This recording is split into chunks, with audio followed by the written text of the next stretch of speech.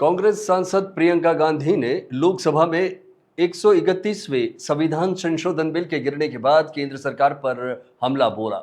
उन्होंने कहा कि यह सिर्फ महिला आरक्षण का मुद्दा नहीं था, बल्कि सत्ता में बने रहने की एक बड़ी साजिश थी।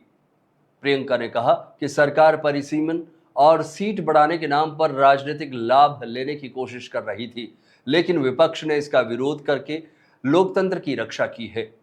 प्रियंका गांधी ने आरोप लगाया कि सत्ता पक्ष विपक्ष को महिला विरोधी साबित करने खुद को मसीहा दिखाना चाहता है, लेकिन बिल गिरने से उनकी रणनीति विफल हो गई। शुक्रवार को लोकसभा में पेश किया गया संविधान संशोधन बिल 54 वोटों से गिर गया था। इसमें संसद की 543 सीटों को बढ़ाकर 850 करने का प्रस्ताव था। प्रियंका ने यह भी कहा कि सरकार महिलाओं के मुद्दों का इस्तेमाल राजनीतिक फायदे के लिए कर रही थी।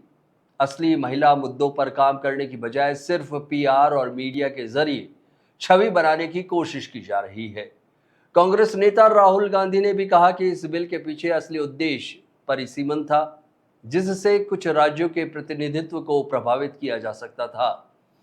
प्रियंका ने साफ कहा कि अगर सच में महिलाओं के लिए काम करना है तो 2023 में पास हुए असली महिला आरक्षण कानून को तुरंत लागू किया जाए। जी का भाषण सुन रही थी। कई बार दोनों ने अलग अलग मौकों पर अपने भाषण में कहा कि आप लोग अगर इसके साथ सहमत नहीं होंगे तो आप कभी यहाँ नहीं बैठ सकते, आप कभी सत्ता में नहीं आ सकते, आप कभी जीत नहीं सकते। और इससे बहुत साफ हो गया कि इनकी मंशा क्या थी। हम सब थोड़ा चौंके हुए थे कि अचानक ये सत्र बुलाया जा रहा है, विधानसभा चल रहे हैं, 2 प्रदेशों में अभी अचानक बुलाया जा रहा है, बड़ी जल्दबाजी की जा रही है। किसी को मालूम नहीं था एक दिन पहले तक कि क्या आने वाला है, मसौदे में क्या होगा। मसौदा सार्वजनिक करते हैं सिर्फ एक दिन पहले, ताकि हमें समय भी नहीं मिलता। तो हम सब सोच रहे थे कि ये सब क्या हो रहा है और क्यों हो रहा है। मेरे ख्याल से पूरी साजिश जो रची गई षड्यंत्र की तरह कि किसी न किसी तरह से हमें सत्ता में रहना है। अगर अभी नहीं किया जाएगा तो 2029 तक जो ये करना चाह रहे हैं परिसीमन 2011 के जनगणना के आधार पर, वो नहीं खत्म हो पाएगा।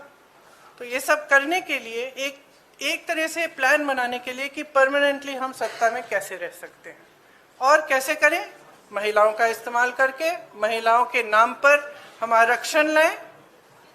अगर ये लोग सहमत होंगे, पारित हो जाएगा तो एक तरफ हम ये कर लेंगे, दूसरी तरफ से हमें सारी स्वतंत्रता मिल जाएगी कि काट पीट भी करिए सीटों में, किसी तरह से भी आप परिसीमन करा दीजिए।